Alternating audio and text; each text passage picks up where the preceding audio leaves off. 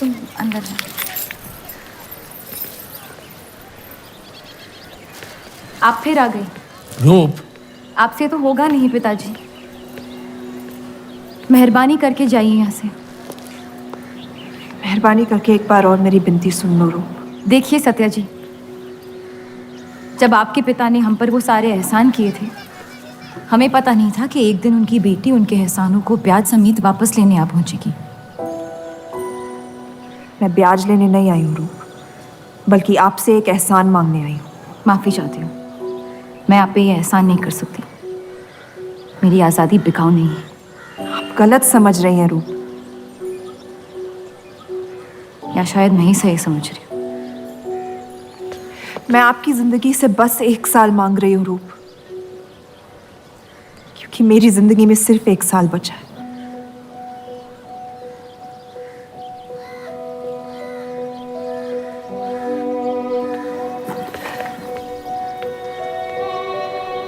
एक बार ठंडे दिमाग से सोच लो बेटा। वो बस यही चाहती है कि 1 साल के लिए तुम उन लोगों के साथ रहो। इसमें क्या नुकसान हो सकता है? एक बार चली गई तो कभी नहीं लौट पाऊंगी पिताजी। सत्या अच्छी औरत है। उन्होंने हमसे वादा किया है कि तुम्हारी बहनों का शादी होने तक ख्याल रखेंगी। इसीलिए पढ़ा लिखा के बड़ा किया था कि एक दिन सही दाम पे बेच पाऊं मुझे। रूप, कौन बाप अपनी बेटी को हुस्नाबाद जाके किसी अनजान घर में बगैर किसी रिश्ते के रहने पे मजबूर करता है? अगर हम जिंदगी भर लोगों के घर जा जाकर शास्त्रीय संगीत सिखाएं ना, तब भी तुम्हारी और तुम्हारी दोनों बहनों की शादी नहीं करवा पाएंगे। और एक बड़ी बहन होने के नाते तुम्हारा ये फर्ज है। हम जबरदस्ती नहीं कर रहे हैं बेटा। सत्या को हम बचपन से जानते हैं। वो हमसे बेहतर तुम्हारा ख्याल रखेंगी। बाकी फैसला तुम्हारे हाथ में।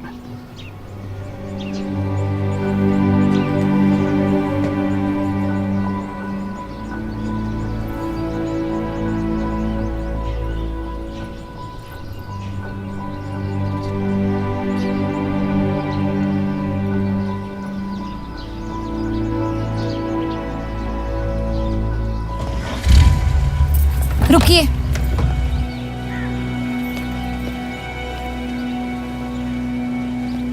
चलूंगी मैं आपके साथ, लेकिन मेरी एक शर्त है। आपके पति को पहले मुझसे शादी करनी पड़ेगी। मैं उस घर में सिर्फ आपके पति की पत्नी बनकर आऊंगी, उपपत्नी नहीं। रूप, मैं बस इतना चाहती हूँ कि जब तक मैं जिंदा हूँ आप मेरे पति को जान लो, समझ लो, ताकि आपके गुजरने के बाद आपके पति मुझसे शादी कर ले। कैसी पत्नी है आप? और अगर एक पल के लिए मैं आपके इस पागलपन में शामिल भी हो जाऊं, तो इस बात की जमानत कौन देगा कि आपके गुजरने के बाद आपके पति मुझसे शादी कर लेंगे? किसी भी वजह से अगर उन्होंने मुझे घर से निकाल दिया तो फिर कहाँ जाऊंगी मैं? क्या होगा मेरा? ये सब जानने के बाद कौन अपनाएगा मुझे? सोचा है आपने? मैं वादा वादा? जब आप ही नहीं रहेंगी तो आपका वादा निभाएगा कौन? तू शादी किए बगैर मैं उस घर में नहीं जाऊंगी।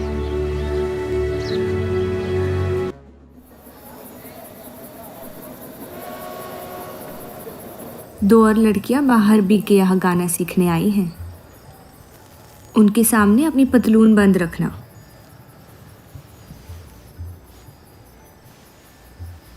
पता है, सारी हिंदू लड़कियां अमृतसर जाने की बात कर रही हैं। आप एक बार अब्दुल से बात कर लें, काफ़ी नाराज़ हैं। उस देव चौधरी ने लंदन से आते ही बंटवारे के खिलाफ आर्टिकल लिख दिया है। आज दूसरी शादी की उसने, दूसरी बीवी घर लाया है और लोग मुसलमानों को बदनाम करते हैं। देव चौधरी? हाँ मेरी जान, देव चौधरी। उसकी बीवी मर रही है और उसकी आखिरी ख्वाहिश थी कि देव दूसरी शादी कर ले।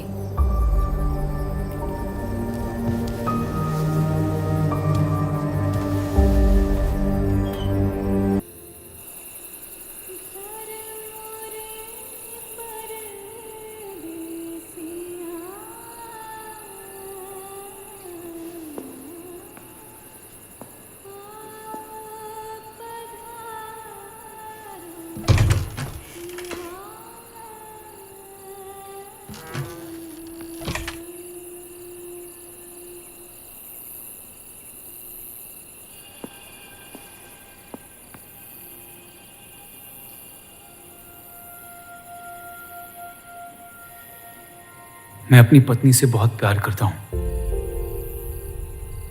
मैं नहीं जानता कि सत्या ने आपको ये शादी के लिए राजी कैसे किया, लेकिन मैंने ये शादी सिर्फ उसकी खुशी की खातिर की है। मुझे गलत मत समझिए, आपको इस घर में पूरी आबरू के साथ रखा जाएगा। इस रिश्ते में इज्जत होगी, प्यार नहीं होगा। आप मुझसे जितनी कम उम्मीद रखेगी, तकलीफ उतनी कम होगी। उम्मीद करता हूं कि आपका दिल मुझसे बड़ा हो और वक्त के साथ आप मुझे माफ करती रहे। शादी की रात को ही रुखसती दे दी। क्योंकि आपने एक ऐसे आदमी से शादी की जिससे आप कभी पहले मिली भी नहीं थी। बल्कि कई दिनों तक मैं जानती भी नहीं थी वो दिखते कैसे हैं। मेरे गुस्से में लिए गए एक फैसले ने हम चारों की जिंदगी बर्बाद कर दी।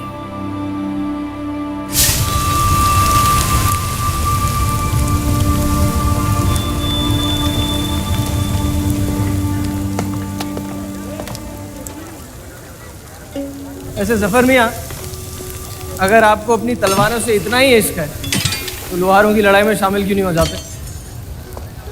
उसी लड़ाई के लिए तो तलवारें बना रहा हूँ। बस इन्हीं तेज जुमलों से ना हीरा मंडी की औरतों के दिल काट रखे हैं आपने। कल मीटिंग में क्यों नहीं आए? एक और दिल कटने का इंतजार कर रहा था, उसे तोड़ना नहीं चाहता था।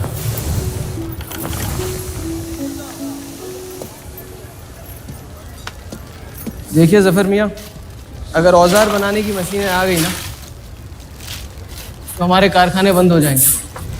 इस बार हमारी कौम पे नहीं, हमारे पेट पे हमला हुआ। एक तरफ अल्लाह अल्लाह करते हो और दूसरी तरफ डरते रहते हो। अगर हम मेहनत करें तो कभी बेरोजगार नहीं होंगे। और रही आपके आवाम हक पार्टी की मीटिंग और बंटवारे की बात, तो मैं हरामी। मुझे खुद के अब्बा ने उनका नाम तक नहीं दिया। जो आदमी अपने हक के लिए नहीं लड़ा, वो आवाम के हक के लिए क्या लड़ेगा? चलिए छोड़िए।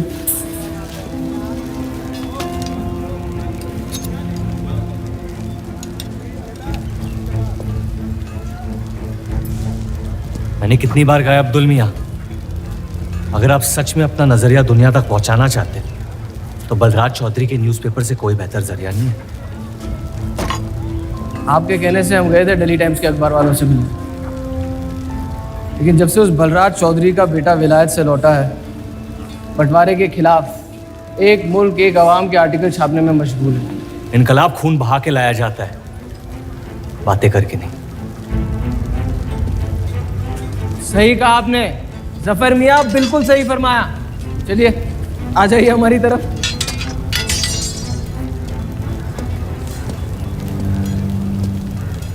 गलत ना समझे मुझे, भाई अब मेरे, जान दे सकता हूँ, लेकिन सिर्फ आपके लिए।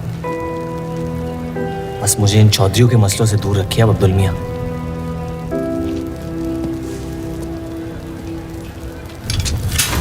देव, आपको थोड़ा ख्याल रखना। ये एक मुल्क एक आवाम का आर्टिकल लोगों को हजम नहीं हो रहा। धर्म के नाम पे अंग्रेज हमारे देश का बंटवारा कर रहे हैं, जिससे फ्यूचर में किसी का फायदा नहीं होगा। लेकिन उनके बिना हम अपना देश भी तो नहीं संभाल पा रहे। उसके बारे में क्यों नहीं लिखते हैं आप? वक्त के साथ हम सब सीख लेंगे, अगर साथ में रहे तो। इस मकसद का मसीहा तुम्हें किसने बनाया? मैं बस एक आवाज हूं जिसमें लोगों तक पहुंचने की ताकत है। या बहकाने की ताकत? या उन्हें सही राह दिखा रहा हूं, जिस सही राह में यकीन आप भी करते हैं, बस सियासत से डरते हैं।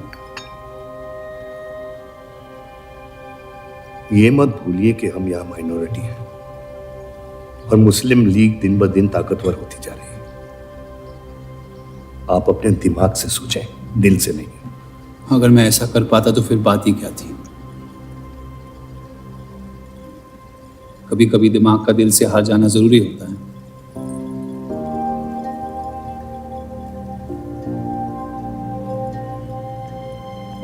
क्या हुआ सरोज? रूप कहाँ है? वो नीचे नहीं आना चाहती।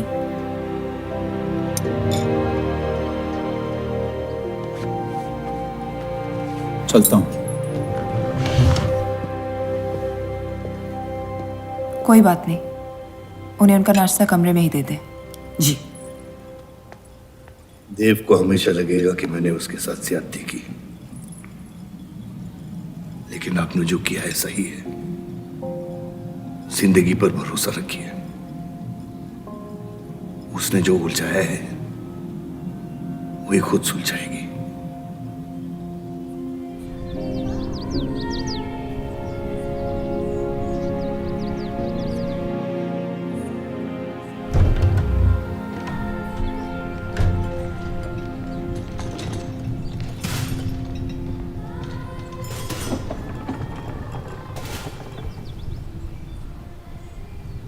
ये आवाज कहाँ से आ रही है?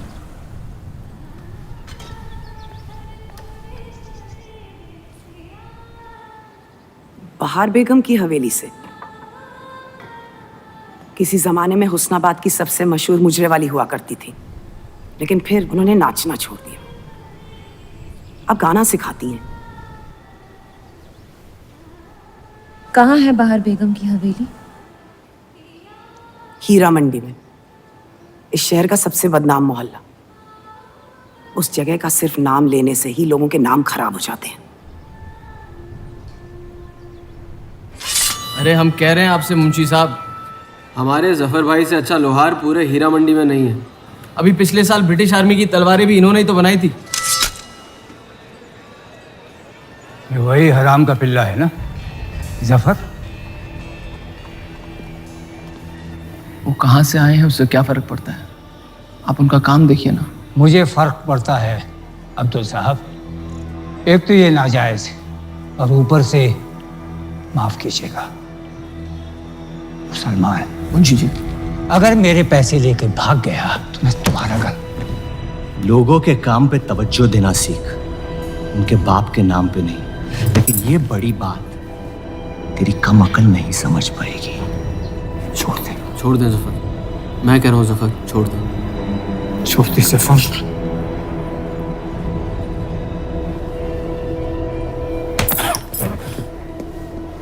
जफर! जफर! वो लिहाज तो है नहीं इन लोगों में। अरे एहसान मान हम लोगों का, जो तुझ जैसे हरामियों को अपने मोहल्लों में रहने देते हैं। एक तो ये हमारी वजह से हीरा मंडी में पड़ रहे हैं, और ये क्या कर रहे हैं? कचरा बढ़ा रहे हैं, कचरा।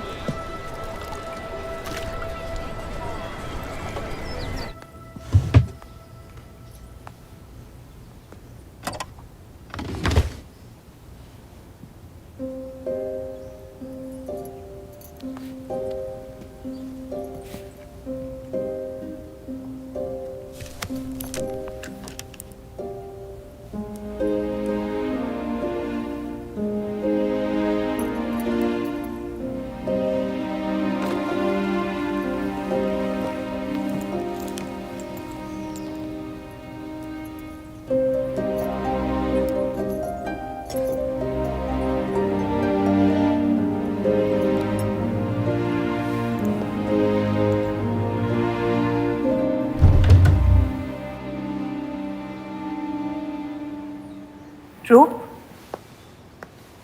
कब तक कैद रहेंगी आप अपने कमरे में?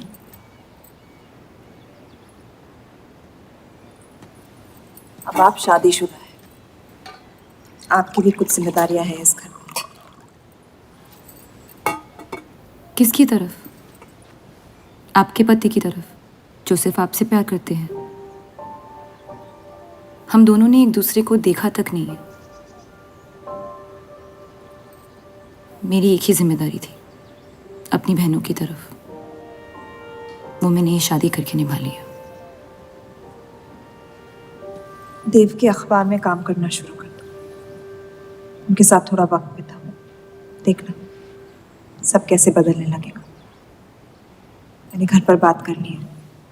सबका कितना ख्याल रखती हैं आप। मैं आपकी दुश्मन नहीं हूँ रूप,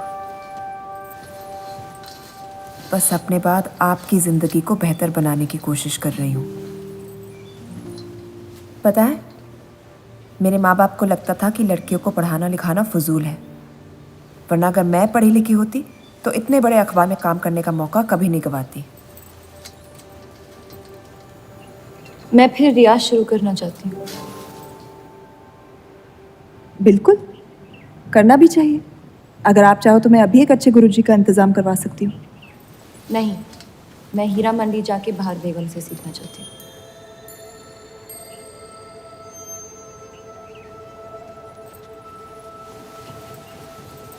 कम वक्त में काफ़ी ज़्यादा जान गई हैं इस शहर को आप, पर इस घर के उसूल को नहीं जानती। आप संगीत सीख सकती है मगर हीरा मंडी कभी नहीं जा सकती। अगर मुझे हीरा मंडी जाने नहीं दिया तो फिर मैं अखबार के लिए भी काम नहीं करूंगी। मत करो, कैद कर लो अपने आप को अपने गुस्से में, लेकिन याद रखना अपनी किस्मत आपने खुद लिखी है, अपनी मर्जी से। अब यही आपकी जिंदगी है रूप, और जितनी जल्दी आप इस बात को समझ जाएंगी बाकी जिंदगी उतनी जल्दी आसान हो जाएगी। आपका मेरी जिंदगी पे कोई हक नहीं है। आपका है।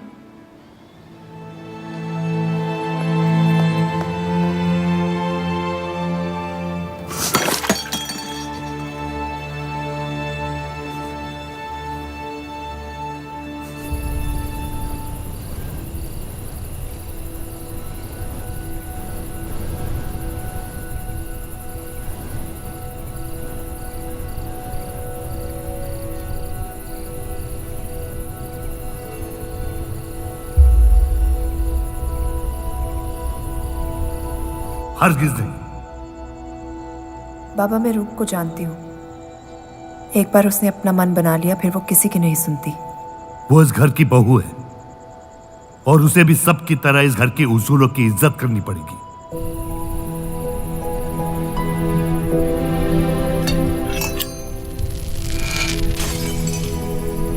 आपके कहने पर हमने उन गलियों की तरफ देखा तक नहीं,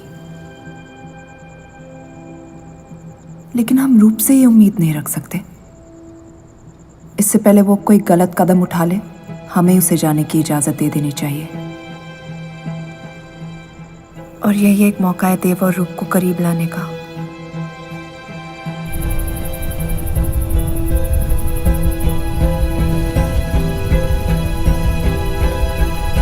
रूप, ये क्या कर रही हैं आप? रूप! हाँ, भाभी जी आपको बुला रही हैं।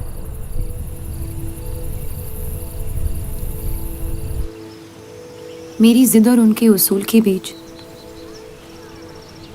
मेरी जिद जीत गई।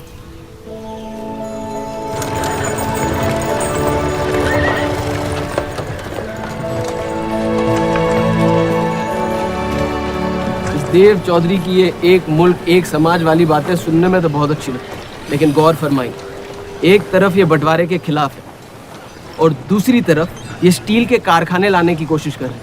मतलब दोनों ही तरफ से हम भूखे मर। हमें और एडवर्टाइजमेंट की ज़रूरत है। अगर यही हाल रहा तो हफ्ते में सिर्फ 3 दिन पेपर छाप पाएंगे। सर, पिछले हफ्ते जिस विस्की कंपनी के इश्तेहार डाले थे वो इस हफ्ते भी इश्तेहार डालने को तैयार है। उसी शराब के इश्तेहार की वजह से पूरा हफ्ता मुस्लिम सेक्टर ने अखबार नहीं खरीदा। बहुत अच्छे पैसे दे रहे हैं विस्की वाले। अहमद की बात सही है, किसी और को ढूंढना पड़ेगा। कॉस्मेटिक्स और साड़ी।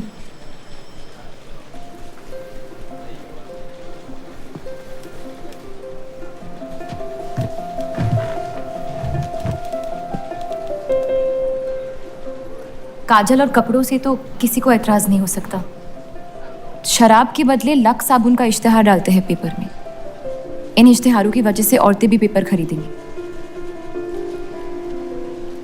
माफी चाहती हूँ, बस ख्याल आ गया तो बोल दिया। मैं देव चौधरी से मिलना चाहती हूँ। और आप कौन? रूप, उनकी पत्नी।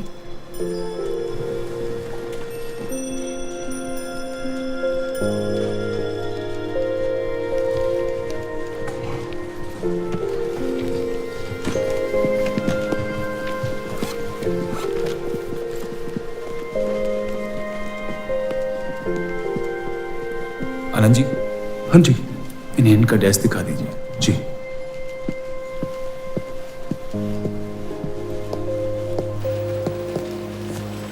माई सेल्फ अनंत पाल। नमस्ते। वैसे ये कौन है?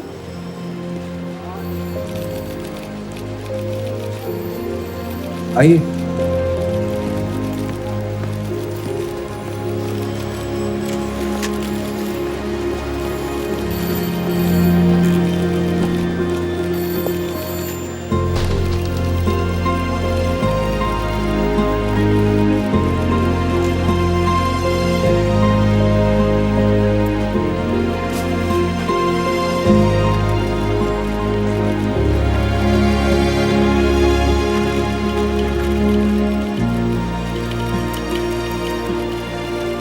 कमाल है, पति पत्नी एक दूसरे को जानते तक नहीं।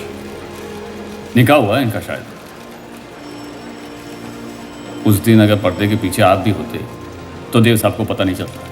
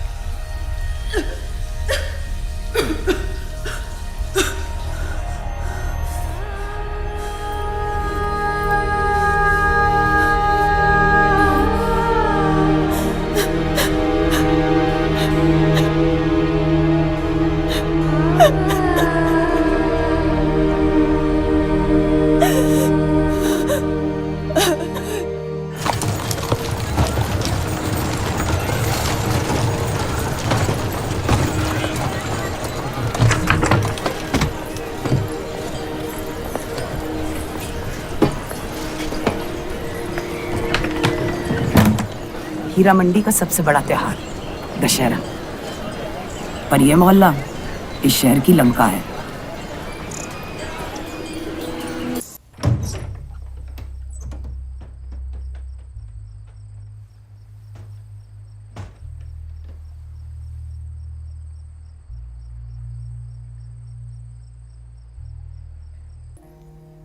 एक अरसे के बाद ऐसी आवाज सुनी है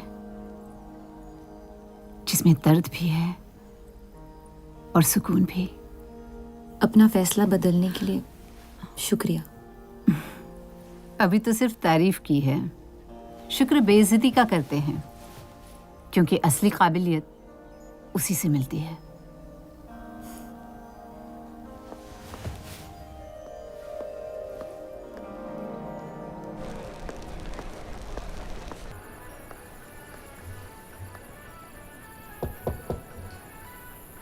बोलिए।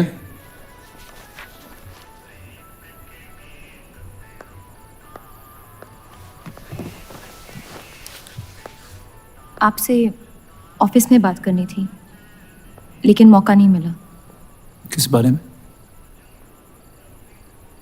मैं आपकी कंपनी में सिर्फ हाजिरी नहीं देना चाहती, काम भी करना चाहती हूँ। मैं एक आर्टिकल लिखना चाहती हूँ। किस मुद्दे पे? हीरा मंडी पे। उस इलाके के लोगों को देख के लगता है कि हर घर में कई कहानियां छुपी हुई है।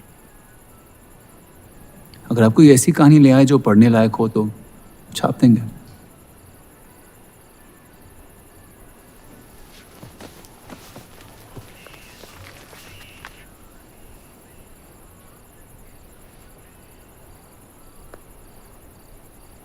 मैं जानती हूँ हम दोनों इस रिश्ते में गिरफ्तार हैं, और इसमें मेरा हाथ भी है। बस आपको बताना चाहती हूँ कि मेरे आपसे या इस रिश्ते से कोई अरमान नहीं है। ये शादी नहीं, समझौता है, और आप जब चाहे इससे रिहा हो सकते हैं। मैंने कभी इस शादी को तोड़ने का जिक्र नहीं किया है, लेकिन आपके ख्यालात जान के खुशी हुई। शुक्रिया।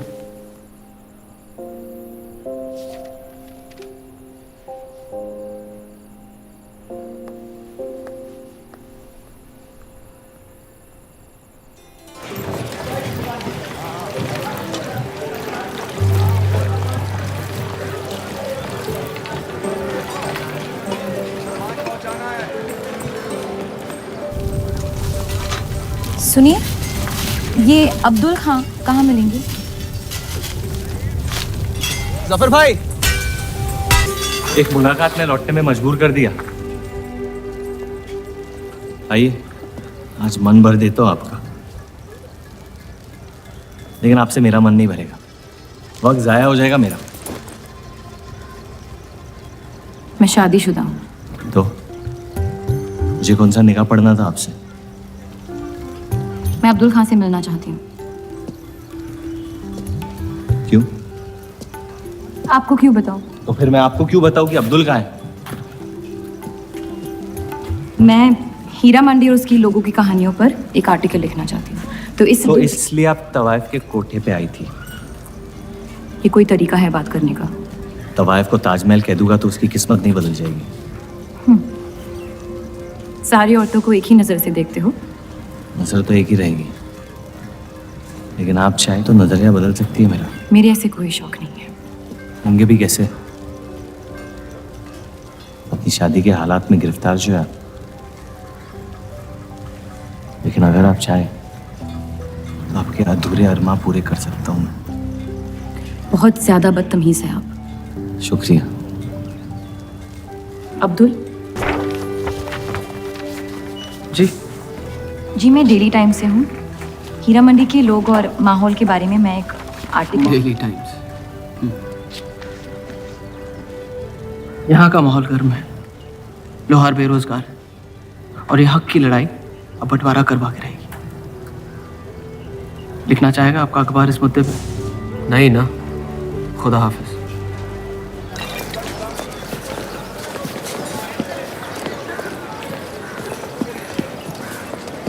क्या चाहिए?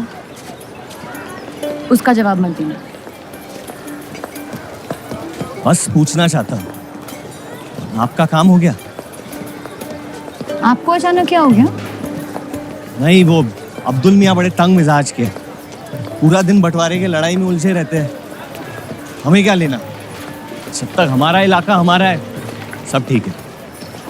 चलो, शुक्र है कम से कम अपने इलाके की तो इज्जत करते हैं आप। मुझ पे यकीन करना मुश्किल हो सकता है, जानता हूं। और क्यों है इस इलाके से इतना लगाव? खूबसूरत लड़कियां रहती हैं यहाँ। खूबसूरत भी और आसान भी।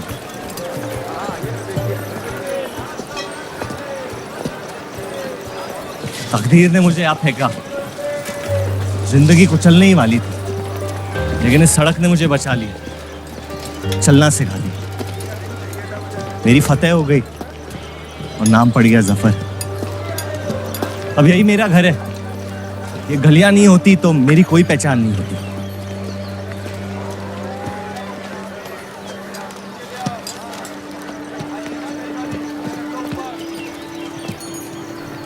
मुझसे बेहतर हीरा मंडी को कोई नहीं जानता। तो रुक। बहुत अच्छा है आपका, माशाल्लाह।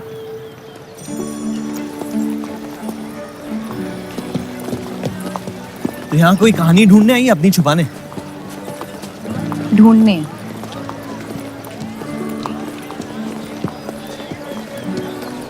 अपनी शादी में खुश हैं आप? आपने कहा था कि आप शादीशुदा हैं, खुशी का कोई जिक्र नहीं हुआ था। कोई तो हद होगी आपकी। हदें तो सरहदों की होती है, सोच की नहीं। और वैसे भी अगर सवाल उठा है मन में तो पूछ लेना चाहिए। कहानियां सोच सोच के वैसे ही आधी दुनिया पागल हो।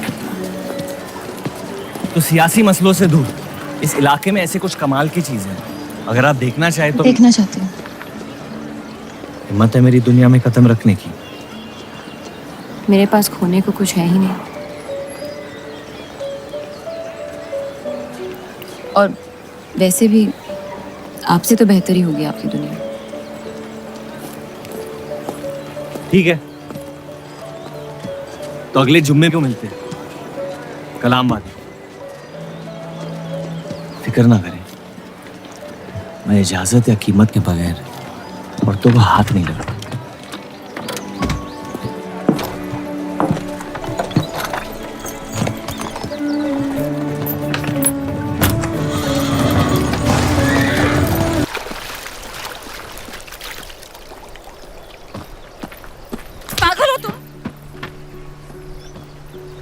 इतनी जल्दी आपसे तुम तक का सफर तय कर लिया आपने? क्यों बुलाया मुझे यहाँ? आप कहानी ढूंढ रही थी, मैंने आपको एक किस्सा दिखा दिया। डर गई? क्यों? तुम मर सकते थे। मौत हक है, और मुझ जैसे नाजायजों के पास ना कोई खास मकसद होता है, ना ही आपकी तरह कुछ खोने को होता है। इसलिए मौत से डर नहीं लगता। जिस दिन मोहब्बत हो जाएगी, मकसद भी मिल जाएगा और मौत से डर भी लगने लगेगा। अफसोस,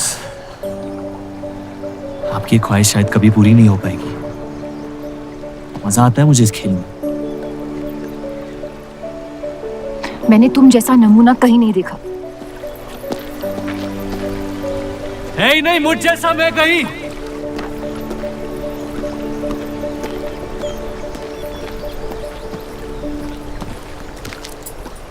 ये वही जर्नलिस्ट लड़की है ना?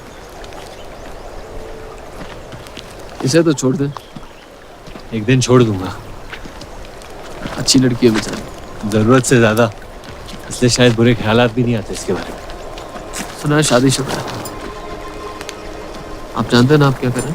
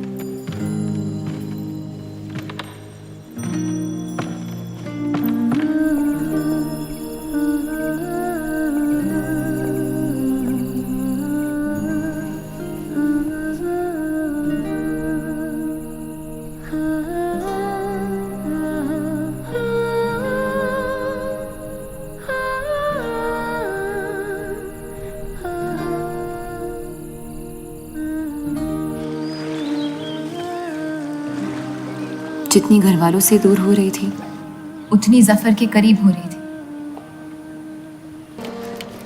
ये छापने लायक नहीं है।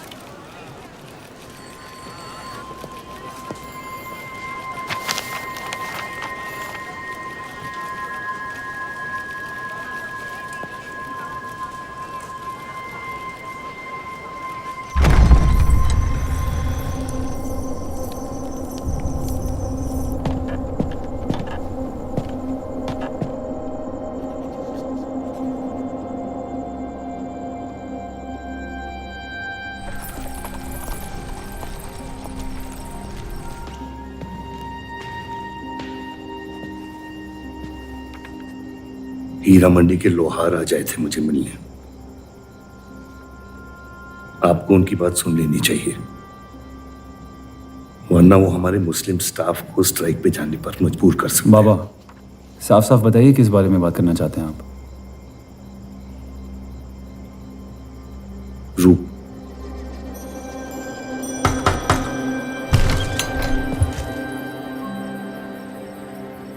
तवाइफें आजकल घर तक आती है मुजरा करने। माफी चाहते हैं, हम गलत पते पे आई है। रूप को बख्श दे जफर। कब तक असलियत से मुंह फेरते रहोगे? जब तक असलियत जिंदा रहे। आप ही से सीखा है। आपको अचानक रूप की इतनी फिक्र क्यों हो रही है? इस सब में रूप की कोई गलती नहीं है। इस सब में मेरी भी कोई गलती नहीं थी। अगर सीखना है तो मर्द बनकर अपनी मुश्किलों से लड़ना सीखो। अपनी जिंदगी के लिए किसी को जिम्मेदार मत ठहराओ। वही तो मुश्किल है बाबा। आप जैसे मर्द से कुछ नहीं सीखना चाहता मैं। आप अब्दुल को इस्तेमाल करके अवाम को उनकी प्रेस के खिलाफ भड़का रहे हैं, मोर्चे करवा रहे हैं, और हम आपसे कुछ नहीं कह रहे हैं। लेकिन रूप, दूसरों की गुनाह की सजा दूसरों की नहीं, उसे आपकी गुनाहों की सजा दी जा रही है अम्मी। आपने एक शादीशुदा मर्द के साथ इश्क किया, बच्चा पैदा करके सड़क पे फेंक दिया। ऐसा न कहीं। 17 साल के थे हम, मोहब्बत हो गई थी उनसे, और आज तक उससे हम रिहा नहीं हो पाए। गलती होगी जिसे आज तक मैं सुधार नहीं पाया। होशो हवास में की गई गलती नहीं होती, बेईमानी होती है। और आज तक आपने अपने इस गुनाह को कबूल करने तक की हिम्मत नहीं की। हमारी मोहब्बत ने हमें खुद कर्ज बना दिया था। हमने बच्चा इसलिए रखा ताकि बलराज के और करीब हो पाए, लेकिन वो हमसे और दूर चले गए। हमने सोचा बच्चे की शर्म से भाग रहे हैं, आपको छोड़ देंगे तो वापस लौट आएंगे। फिर हम समझ गए कि वो आपसे नहीं हमसे भाग रहे थे। हम आपको लेने वापस आए थे, लेकिन आप नहीं। फेंकी हुई चीजें अक्सर सड़ जाती है अम्मी। हमारा रिश्ता भी अब हमेशा के लिए सड़ चुका है। अब आपकी मैयत के अलावा मेरे पास और कोई वजह नहीं है आपके पास लौटने की। देव,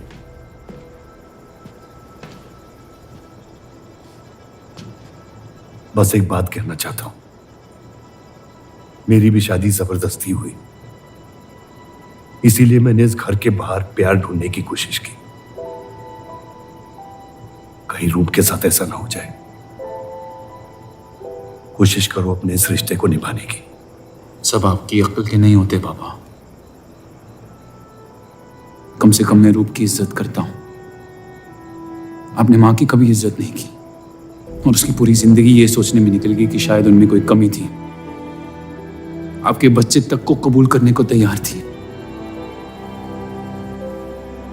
पता नहीं इतनी हिम्मत कहां से लाती थी वो।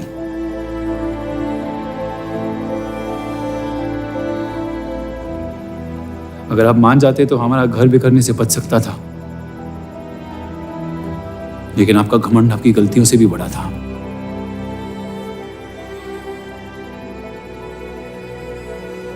उस लड़के की कोई गलती नहीं है, लेकिन अगर अब उसे मिल भी लूंगा तो आपसे और नफरत हो जाएगी। हमारा घर आपने बर्बाद किया है, लेकिन वजह वो है। तो मुझे अपनी रिश्ते कैसे निभानी चाहिए इस बात की सलाह आप ना ही दे तो बेहतर है।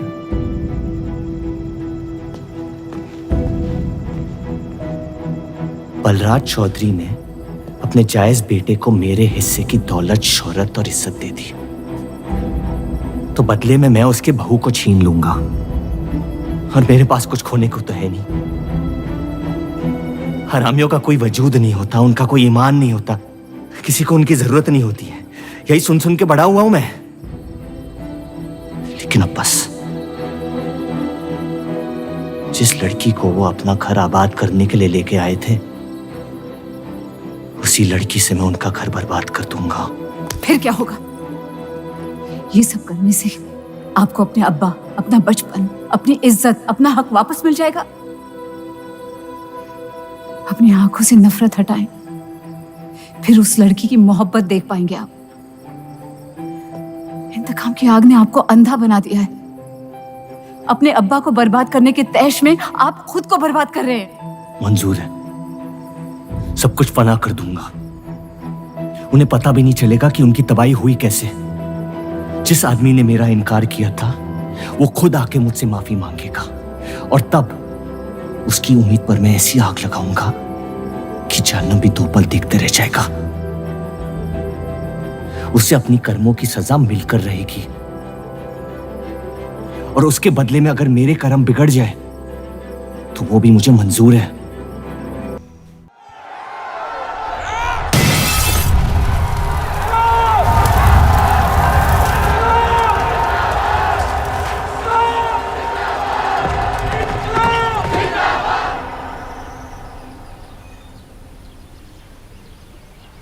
जफर को हीरा मंडी में पहचानते सब थे, लेकिन वो है कौन ये कोई नहीं जानता था। वापस जाने का मन नहीं करता? वापस जाने की वजह ही नहीं है। पीढ़ियों से हम ये काम कर रहे हैं, हमारे बच्चे इसी की खा रहे हैं। अब अगर ये अंग्रेज औजार बनाने की मशीन ले आए तो लोहार बेरोजगार हो जाएगा। आज हमारे साथ हो रहा है, कल किसी भी कारीगर के साथ हो सकता है।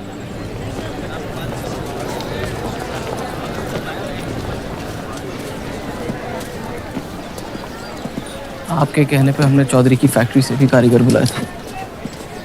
को लगता है बात चौधरी तक पहुंचेगी और वो हमारा सपोर्ट करेंगे। उसके पेपर की आवाम हक पार्टी से दुश्मनी पुरानी। बलराज चौधरी जैसे लोग कभी कभी अपने मजहब को अपना मकसद समझ लेते। सही कहा आपने। अगर वो अपने मजहब के लिए लड़ सकते हैं तो हम क्यों नहीं? ये लड़ाई इंसाफ की नहीं, हक की। और अब आपकी आवाम अपने खोए हुए हक को छीनने के लिए तैयार है।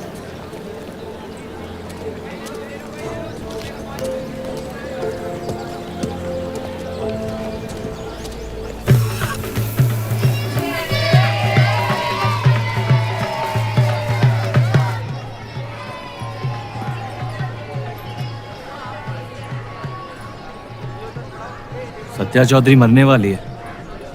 गुजरने वाली, कैंसर की बीमारी से।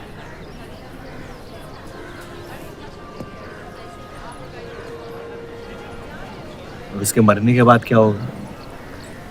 तुम उसकी तख्त पर बैठोगी, तुम्हारा शौहर तुम्हें पहली बीवी की इज्जत देने लगेगा, तुम्हारी शादी खुशहाल हो जाएगी।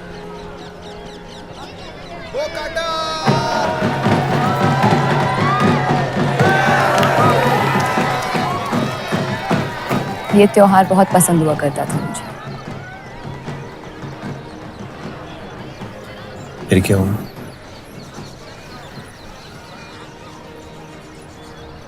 पतंग की उड़ान उम्मीद भर देती थी मुझ में। अब सिर्फ कटी पतंगों पे ध्यान जाता है मेरा। यहाँ के लोग अपने पतंगों से बेहिसाब इश्क करते हैं, लेकिन इन्हें अपनी उड़ाने से ज्यादा दूसरों के गिराने में मजा आता है। तुम हर चीज में बुराई ढूंढते हो। हाँ, अगर तुमने मेरी जिंदगी जी होती ना, शायद तुम समझ पाते कि मेरी नजरों में इतना अंधेरा क्यों। हालात सबकी जिंदगी में आते हैं, लेकिन कड़वा मन अंत में जहर बन के हम ही को जंग लगा देगा। जब किसी और की बर्बादी अपनी जीत जैसी लगे तो हमसे ज्यादा बर्बाद और कोई नहीं है इस दुनिया में।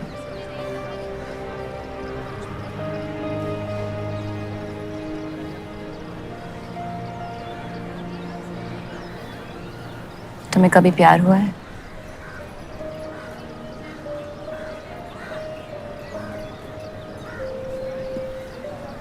मैं इश्क लड़ाता बहुत तो इन पतंगों की तरह, लेकिन इश्क से कटता नहीं।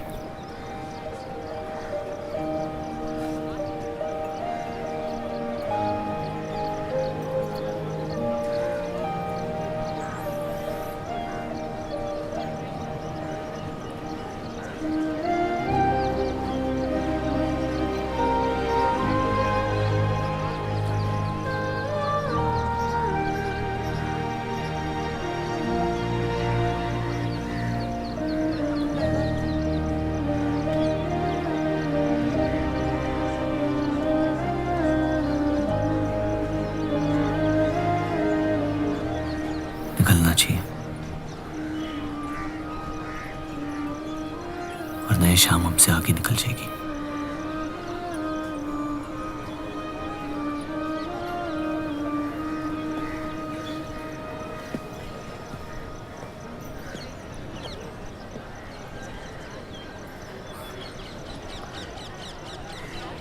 आप सही थी, मेरे अंदर कुछ बदल गया है। सफर की वजह से मुझे लगता है मुझे आप शादीशुदा हैं। वो शादी नहीं सौदा है। सोचना गलती है, लेकिन उस पर अमल करना गुनाह है। आपके अलावा और किसी को नहीं पता। मुझे लगा आप समझेंगी। कोठा चलाते इसका मतलब ये नहीं कि धोखा देने के लिए हमसे इजाजत ली जाए। मैं आपकी बेइज्जती नहीं करना चाहती थी।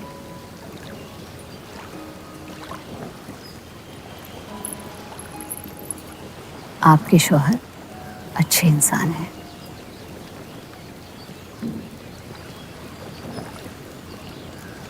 सिर्फ अच्छाई काफी होती है पूरी जिंदगी बिताने के लिए।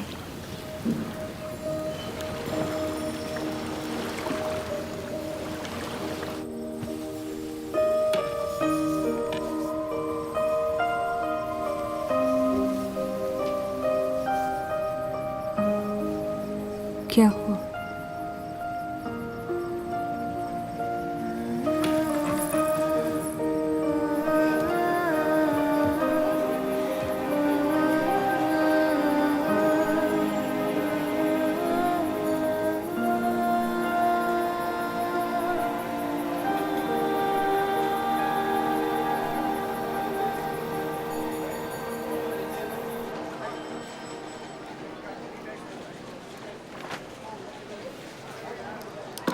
मुझे कुछ वक्त चाहिए सोचने के लिए। सोचना क्या है? अगर स्टील इंडस्ट्री आ गई तो सब लोहार बेरोजगार हो जाएंगे। क्या ये खबर छापने लायक नहीं? लेकिन इंडस्ट्रीज आने से देश का बहुत फायदा हो सकता है और आप सब उन फैक्ट्रियों में काम कर सकते हैं। हम गुलामी नहीं करते। सवाल देश की तरक्की का है, किसी की गुलामी का नहीं। पहले अंग्रेजों की गुलामी की, अब हिंदुओं की। यही करता रह जाएगा मुसलमान यहाँ। बात को पलटने की कोशिश मत करिए। अगर हम हर जाति बहस में धर्म को घसीट लेंगे तो ये देश हमेशा चलता रहेगा। मुस्लिम लीग इलेक्शन जीत चुका है। अब आप मुल्क की नहीं, बस अपनी फिक्र कीजिए। सबकी फिक्र करने की आदत है मुझे, और यही फर्क है आप में और मुझ में। मैं लोगों के हालात का इस्तेमाल करके उन्हें बहकाता नहीं। सही कहा आपने। बात मजहब की ही है। एक बार हमने अपना मुल्क बना लिया ना, तो फिर हमारी चीखें तो जाया जाएंगी नहीं। लेकिन तब आपकी चीखें कौन सुनेगा देव साहब?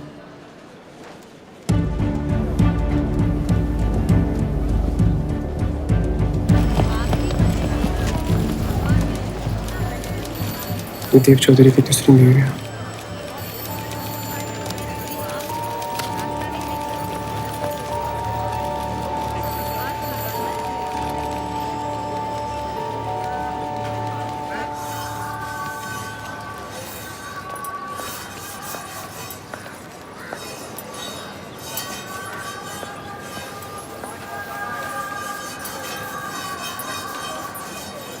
मुंशी जी तुम्हें कॉन्ट्रैक्ट देना चाहते हैं।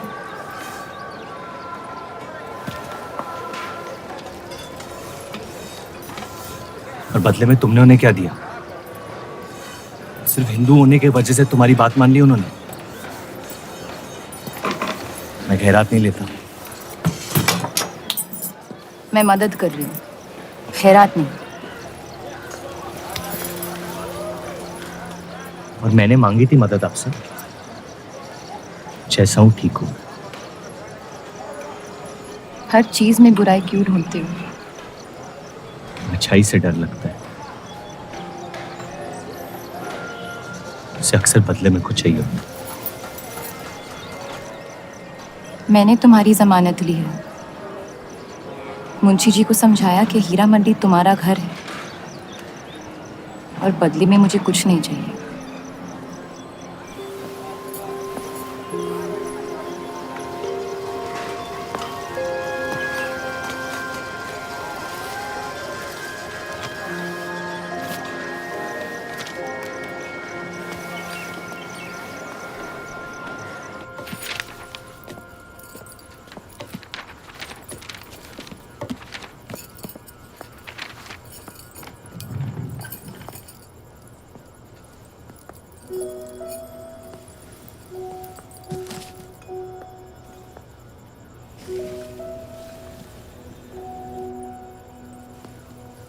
पढ़ना पसंद है?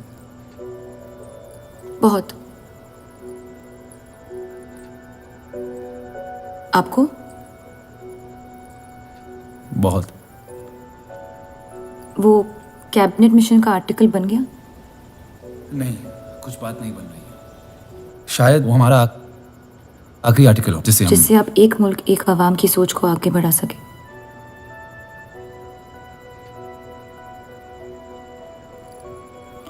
आज़ादी की कीमत बंटवारा है। जितनी जल्द हम इस बात को मान ले उतना फायदा होगा।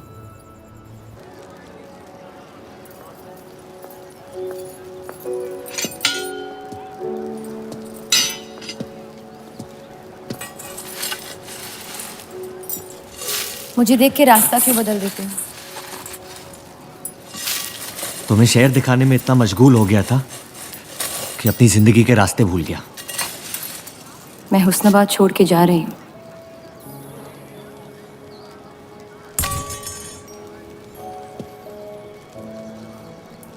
अजीब है ये जिंदगी भी। पहले मुझे यहाँ आना नहीं था और अब यहाँ से जाना नहीं है।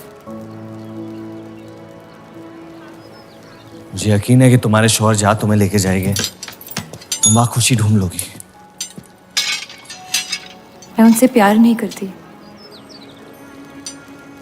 ना ही वो मुझसे करते हैं।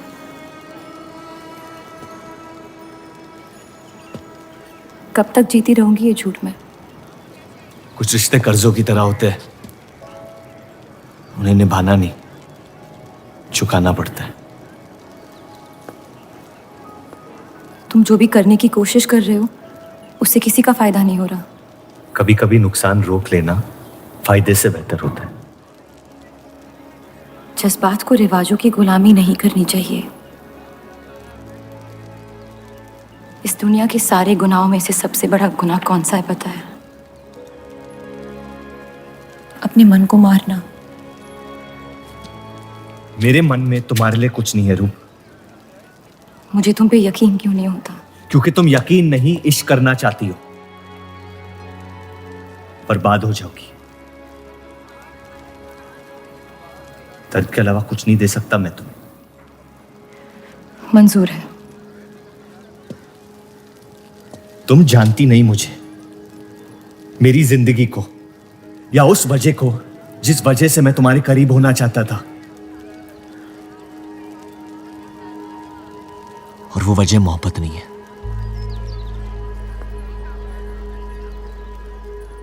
प्यार ना करने की 1000 वजह मिल सकती है डर के बाजार में, लेकिन प्यार करने की सिर्फ एक ढूंढनी होती है, अपने दिल में। मुझे अपनी वजह मिल गई है, बाकी तुम्हारी मर्जी।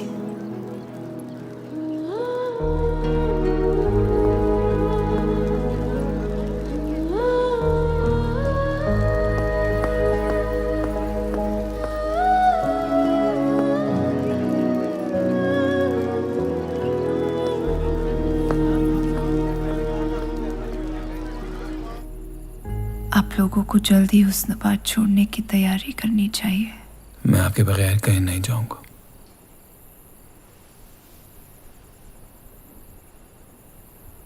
मैं तो जा रही हूँ आपके बगैर। डॉक्टर ने कहा अब भी आप ठीक हो सकती हैं। अपने आशिक की आंखों में देखते हुए मरना बहुत कम लोगों को नसीब होता है।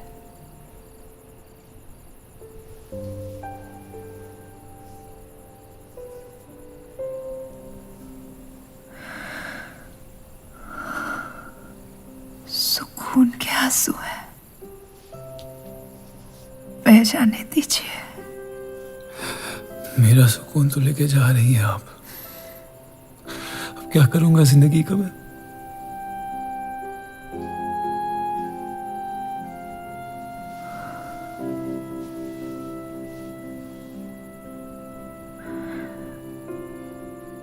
पिछले कुछ दिनों से रूप से एक अजीब सी जलन हो रही है, अच्छी जलन। उसे मेरे हिस्से की खुशियां मिलने वाली है।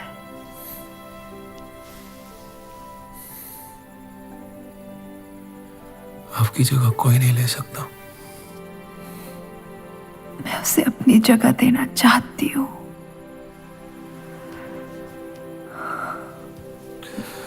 वादा करो, हमारे सारे ख्वाब आप उसके साथ पूरे करोगे, बेटियों को पढ़ाओगे,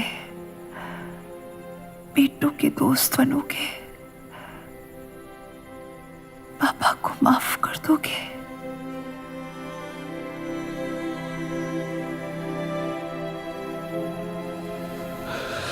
मुझे मत छोड़ो सत्या, रुक जाओ।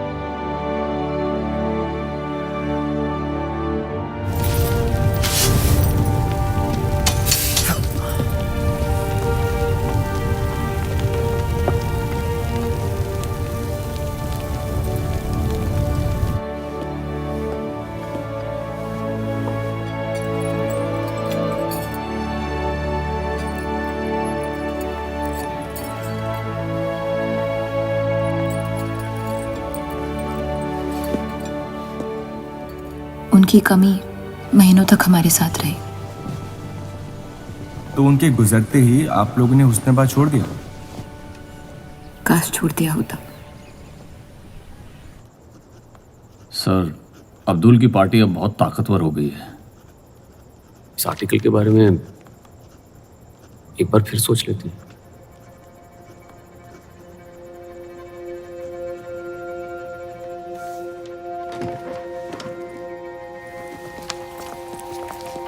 ईद मुबारक। आपको भी।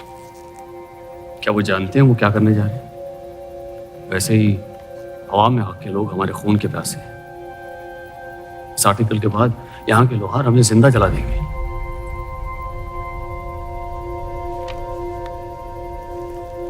खुदा हाफिज।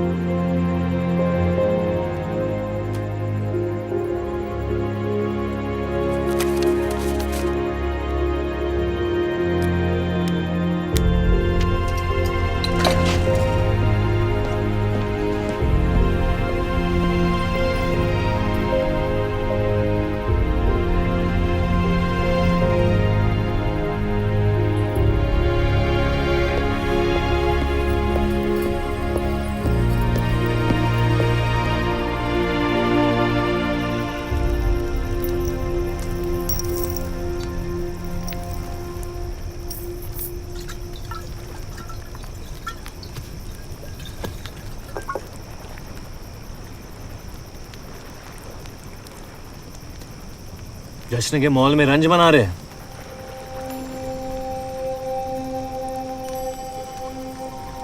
किसने कहा मैं रंज मना रहा हूं? जश्न में लोग मिलकर शराब पीते हैं। तनाश शराब रंज में पी जाती है।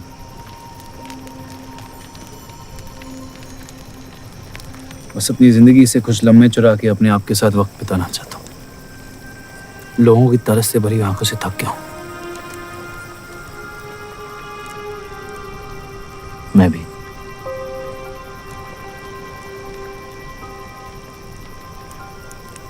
तो आपके रंज का राज क्या है? आपके हाथ में ना शराब है, ना आप जश्न में शामिल होना चाहते हैं।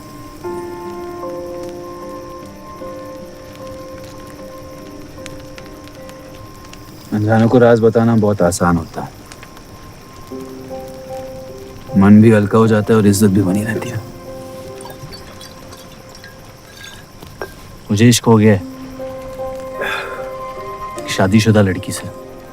देंगे? मुसलमान हूँ। ईद मुबारक। शुक्रिया। और वो इश्क करती है आपसे? मेरे इश्क से कई ज्यादा। तो फिर मुश्किल क्या है? काश आप उसके शोहर होते, ये किस्सा यही निपट जाता।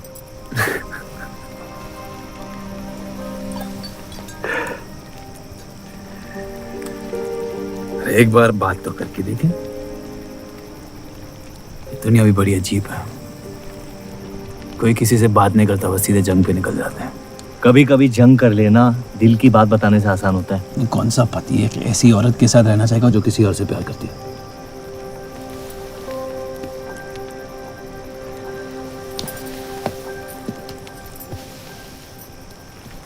लेकिन इसमें एक और राज है। वाह वाह, मैं कहानी सुनने आया था, आपने कटहरा खड़ा कर दिया। मसला ये है कि मैंने उसे सिर्फ आधे सच बताया। तो पूरे बता दो। इतना आसान नहीं है। अक्सर इतना ही आसान होता है।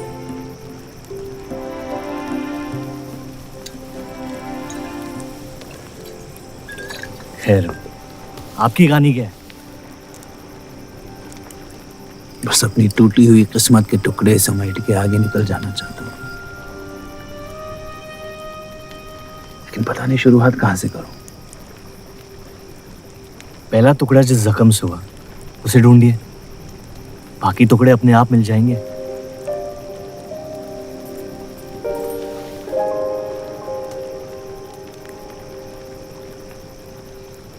तो कितनी औरतों के साथ सोए आप? ये कैसा बेहुदा सवाल है? मतलब एक 18 साल की उम्र में शादी होगी, आप कितनी लड़कियों के साथ सोए हैं? उतनी गिनती नहीं आती है मुझे।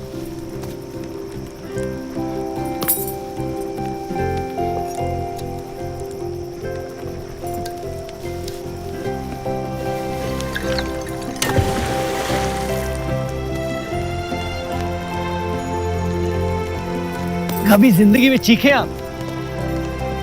आइए, आज गला फाड़ के जिंदगी को बोल देते हैं, उसके धोखों से हारेंगे नहीं हम।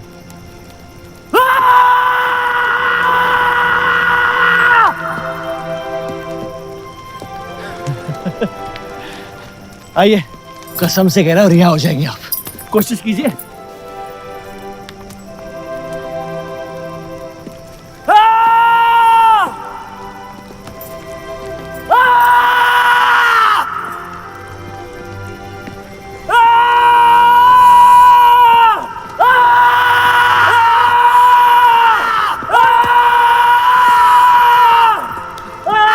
बस बस बस।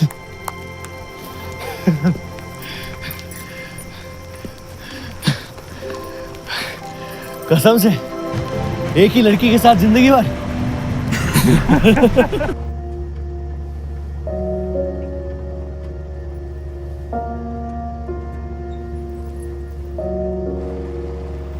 अब या तो आप अलग हो सकती हैं, या शादी को एक और मौका दे सकती हैं।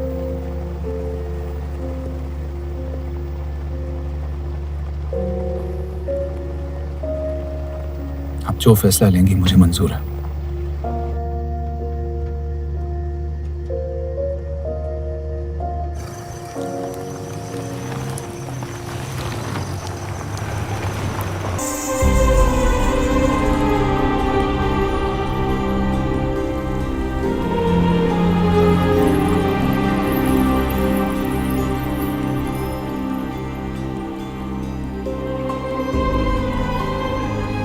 आपके कोठे के दरवाजे हमेशा खुले रहते हैं?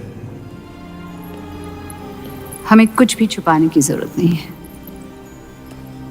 हम ये शहर छोड़ के जा रहे हैं। अलविदा तो आप बहुत साल पहले कह चुके हैं। बताइए, आज कौन सी तकलीफ देने आए हैं? वक्त बदल गया, लेकिन आप नहीं बदली बाहर जान।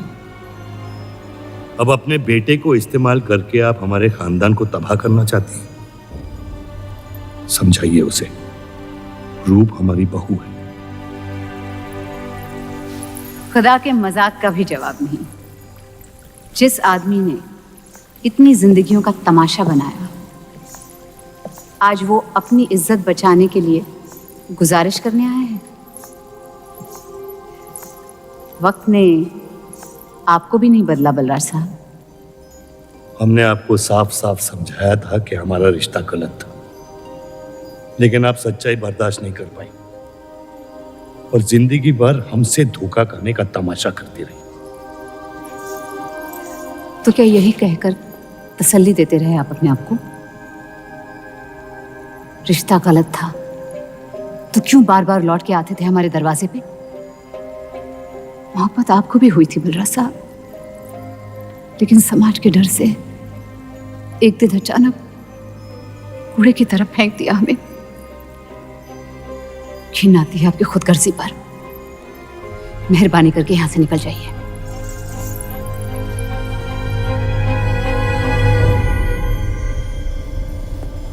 वाह, क्या रहमत बरसाई है खुदा ने मुझ पे आज। बरसों बाद अम्मी को मिलने आया था, साथ में अब्बा भी मिल गए। एक तरफ बहार बेगम जिसने मुझे फेंक दिया और दूसरी तरफ बलराज चौधरी जो कल तक मुझे कबूल नहीं कर रहा था और आज मुझसे भीख मांगने आया है।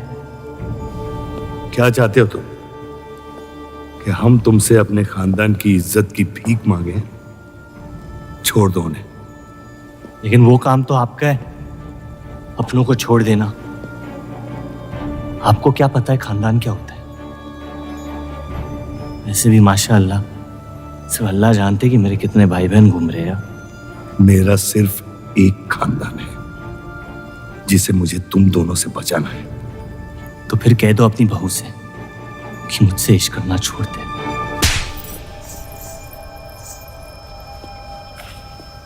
मैंने कहा था ना, गिरा दो इसे। इसकी पैदाइश ने हमारे रिश्ते का कत्ल कर दिया। क्या आपकी असलियत को जाहिर कर दिया? यह हमारी औलाद नहीं है, हमारी एक गलती का नतीजा है जिसे हम जिंदगी भर रिहा नहीं कर पाएंगे। जफर, छोड़ दो इन्हें। जफर,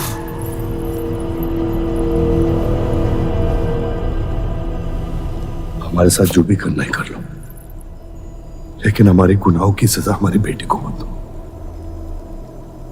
उसने कुछ नहीं बिगाड़ा तुम्हारा।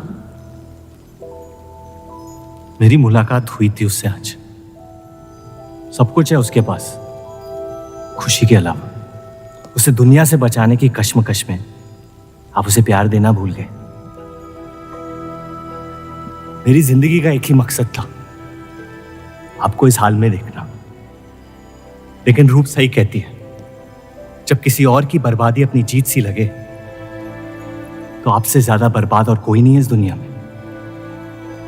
मैं जानता हूं कि आप मुझे कभी कबूल नहीं करेंगे, लेकिन ये इनकार भी नहीं कर सकते क्योंकि मैं हूं तो आप ही का हिस्सा। बस मुझे अपने बेटे के हिस्से से रूप दे दे।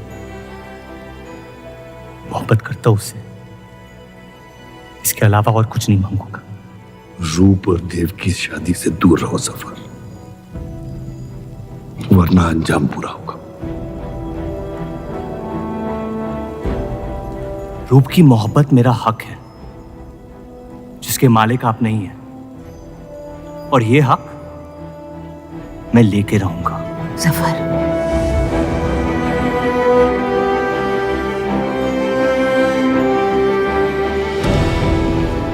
हम जानते हैं कि आप हमारी किसी भी बात पर राजी नहीं, लेकिन इस बार आप जानती हैं कि हम सही हैं।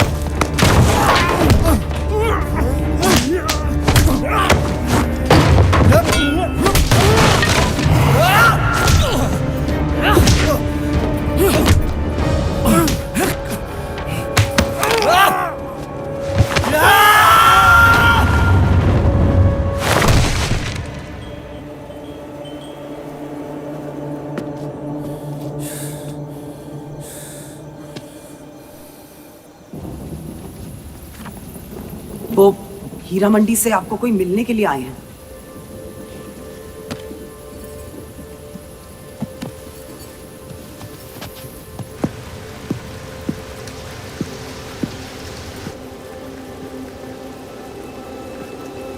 क्या हुआ मियाँ?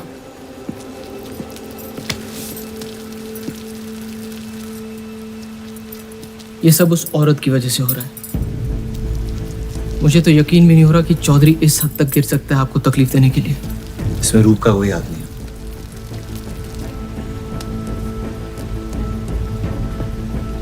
इश्क का अंधापन अक्ल के दरवाजे बंद कर देता है।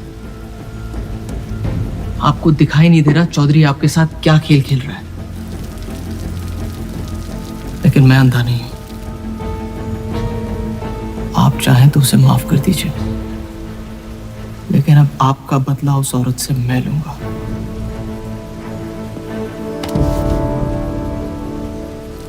अगर उसे हाथ लगाया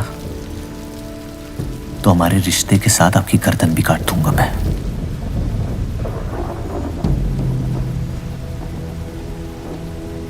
मोहब्बत अक्सर गलती करवाती है, कहा था हमने। आप गलत समझ रही हैं।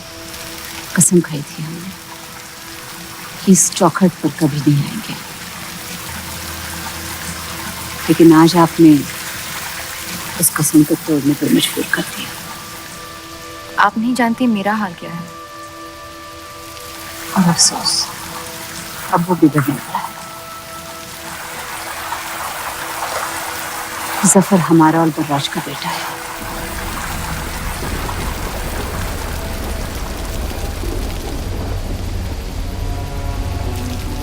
उसने आपका इस्तेमाल किया है इस घर को बर्बाद करने के लिए। वो मोहब्बत करता है मुझसे, देखा है मैंने उसकी आंखों में।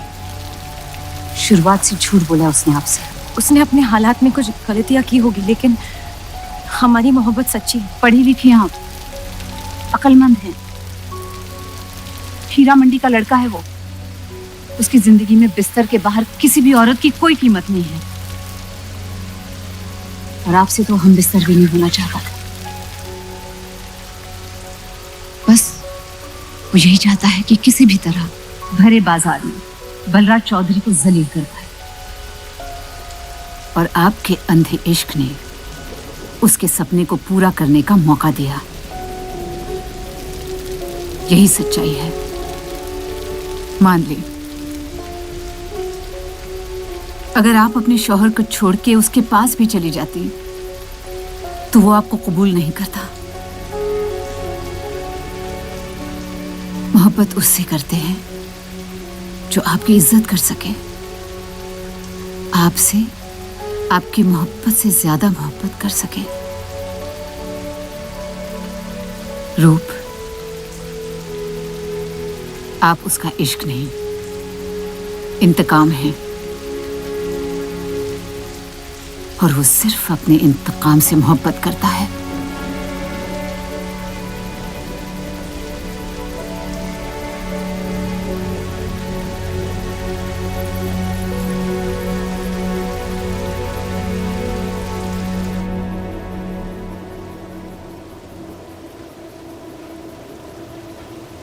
खानदानी लड़ाई जीतने के लिए आपने इतने साल हमें सियासी जंगों में फंसा दिया। सही कहते हैं सब, हरामियों का कोई ईमान नहीं होता।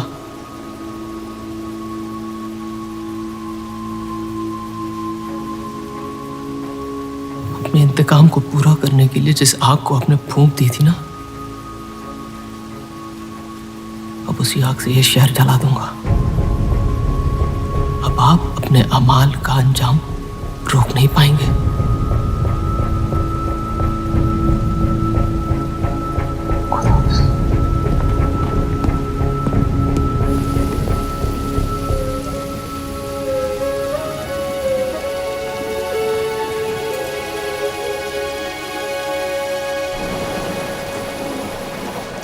जरूरी था। जफर हमसे नफरत शुरू से करते हैं। थोड़ी और कर लेंगे, लेकिन इस तरह उनकी जान तो बच जाएगी।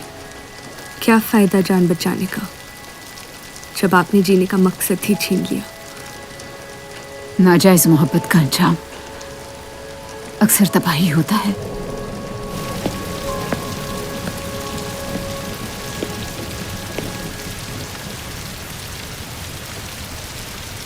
जफर नाम है उसका, तुम्हारा भाई, जिसे तुम ईद के दिन पे मिले थे। मुझ में हिम्मत नहीं थी अपनी गलतियों को कबूल करने की।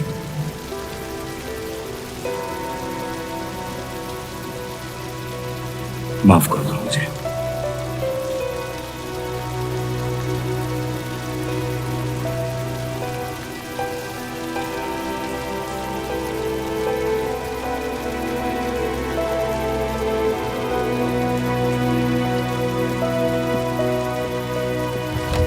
मुझे हीरा मंडी में किसी से प्यार हो गया था।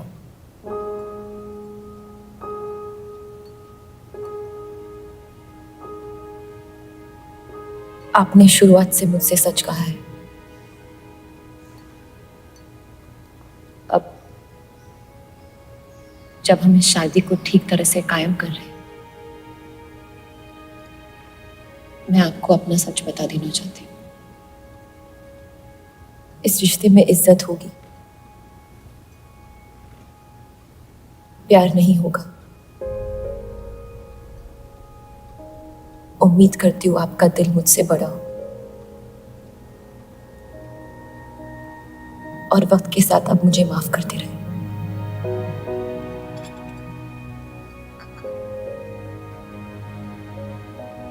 आप किसी से प्यार करती थी?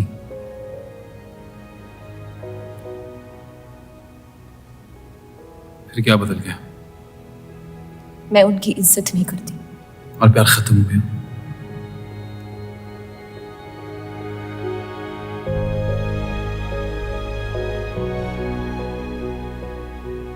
आपने कहा आप इस रिश्ते को कायम करना चाहती हो, अब क्यों?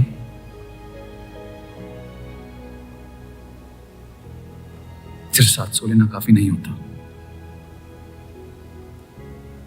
और कई पहलू निभाने होते हैं शादी कायम करने में।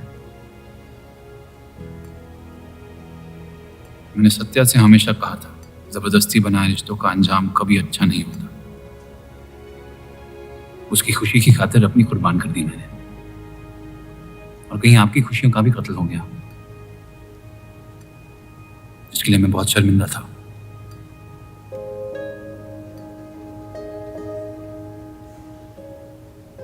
वक्त के साथ वो शर्मिंदगी शायद चाहत में बदलने लगी।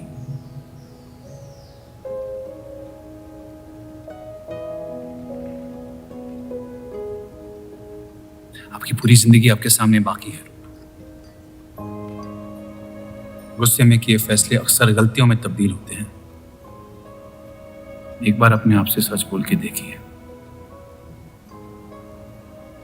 इस रिश्ते को और मुझे उतनी इज्जत तो दे ही सकती हो आप।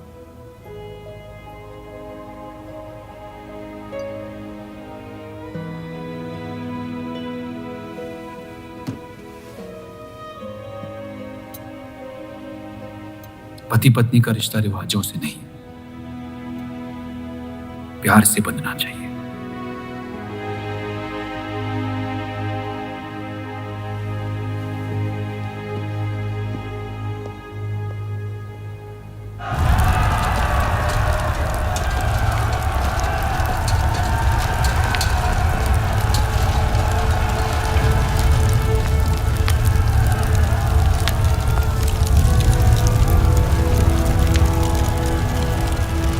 देव चौधरी ने हमारे खिलाफ फैसला ले लिया है।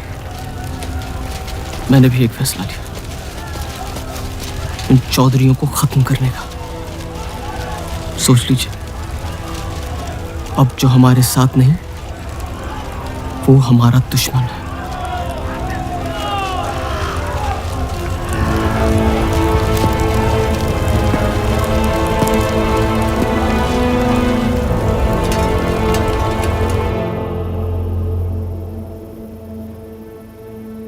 सरोज जी,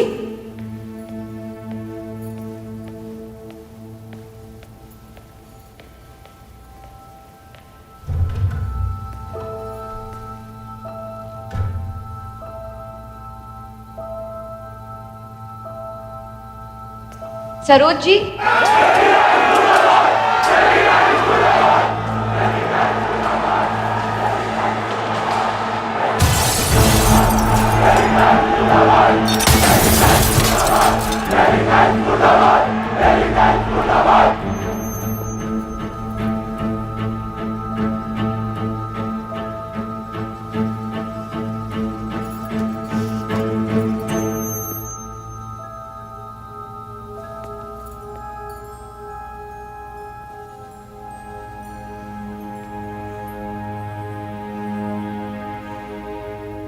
माफ कर दो मुझे।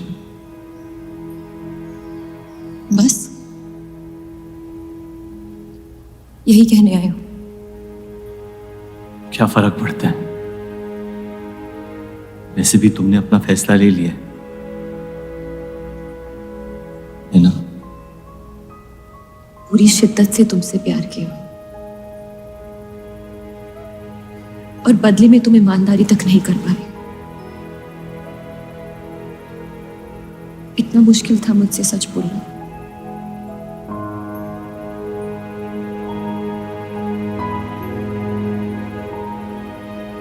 पूरी जिंदगी दिल में एक चीज भर के रखी थी, नफरत।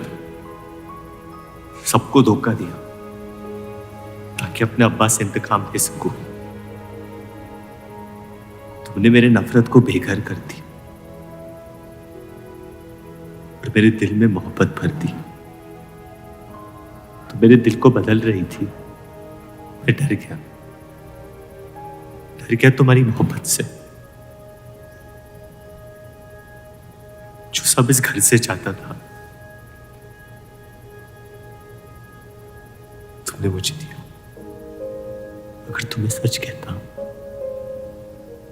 तो खो देता। झूठ बोल के पा लिया क्या मुझे? हम एक दूसरे के नसीब में नहीं है रूह, यही खुदा की मर्जी। तुम्हें कभी मुझसे प्यार हुआ ही नहीं? अगर मुझे इसका जवाब देना पड़ा तो तुम्हारे मोहब्बत में सवाल उठ जाएंगे।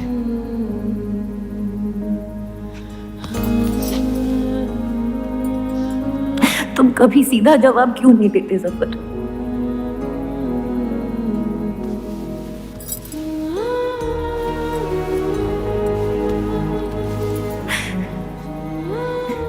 एक बार कह दो,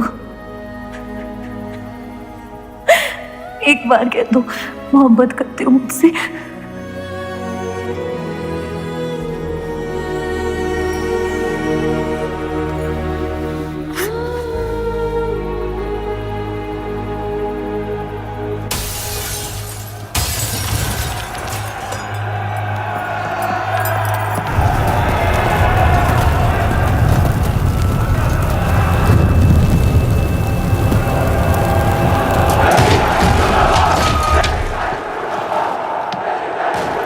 पीछे की दरवाजे से। चलिए आनंद जी।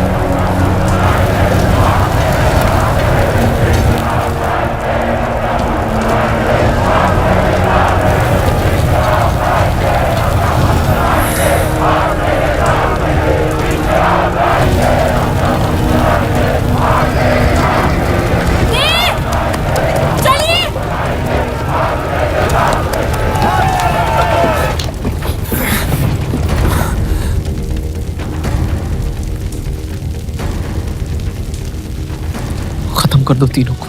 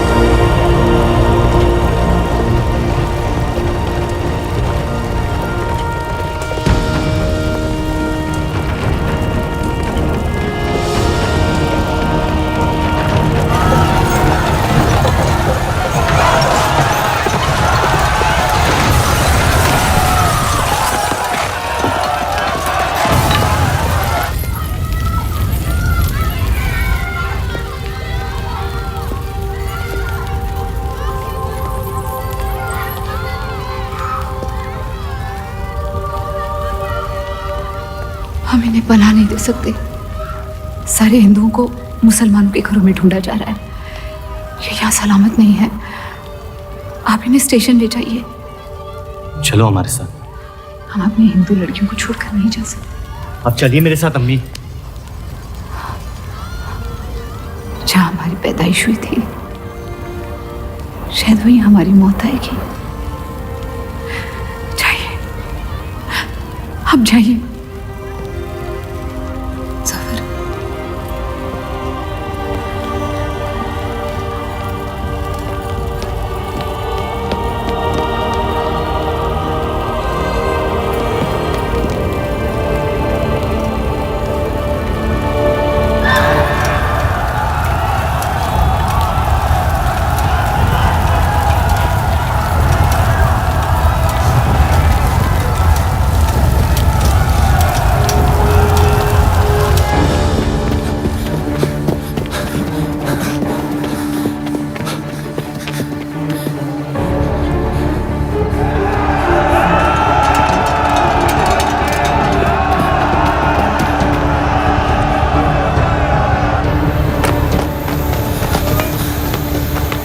दीजिए,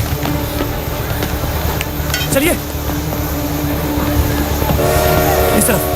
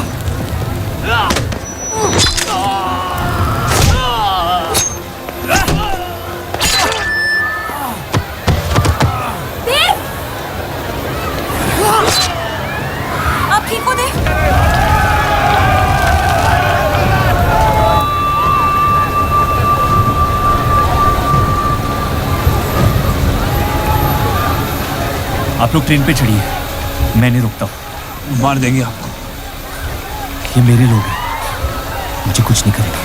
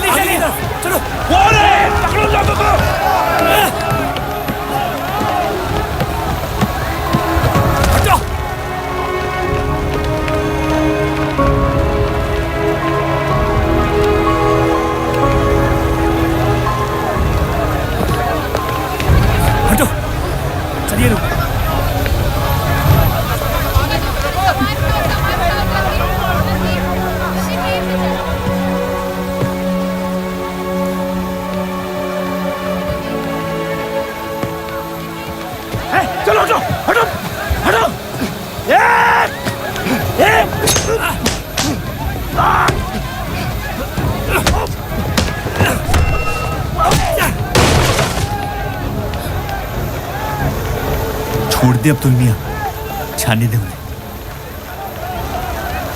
मेरी खातिर।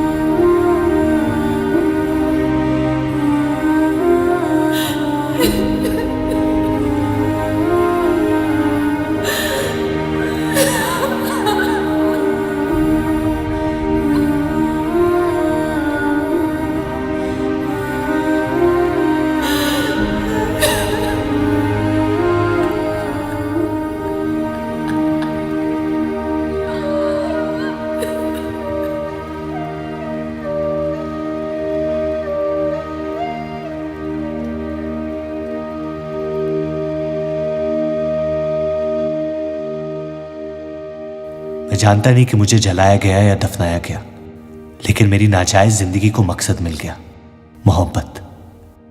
और वो मोहब्बत हमेशा जिंदा रहेगी।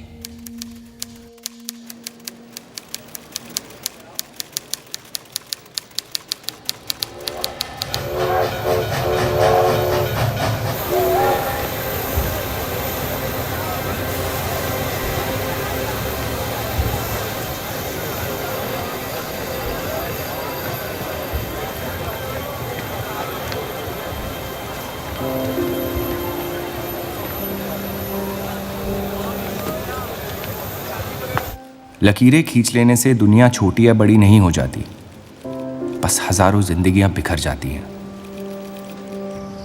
अक्सर उन बिखरी हुई जिंदगियों में दिल टूटने का गम दो लोगों को जोड़ देता है।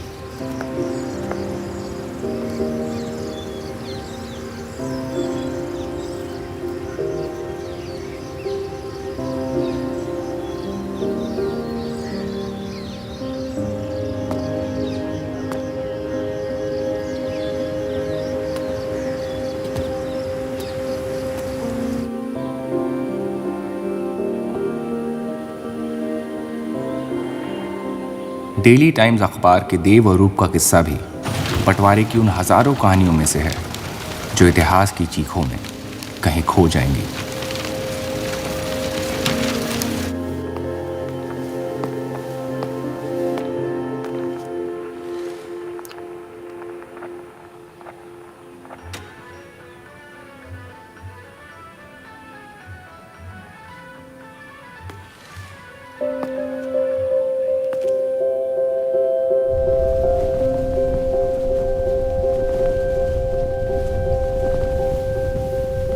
मोहब्बत और नफरत दोनों के रंग लाल हैं, लेकिन फर्क ये है कि नफरत से दुनिया बर्बाद हो जाती है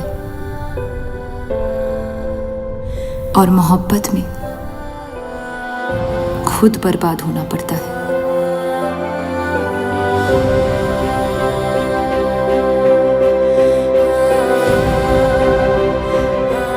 फिर भी कलंक अक्सर मोहब्बत पे लगते हैं।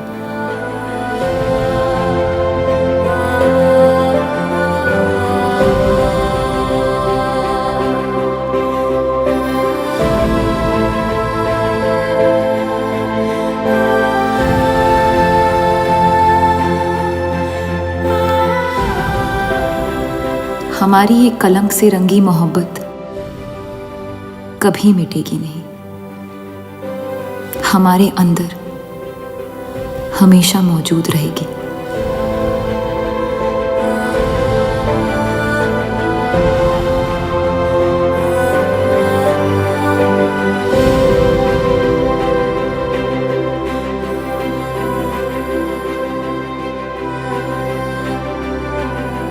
अब फैसला आपके नजरिए का है।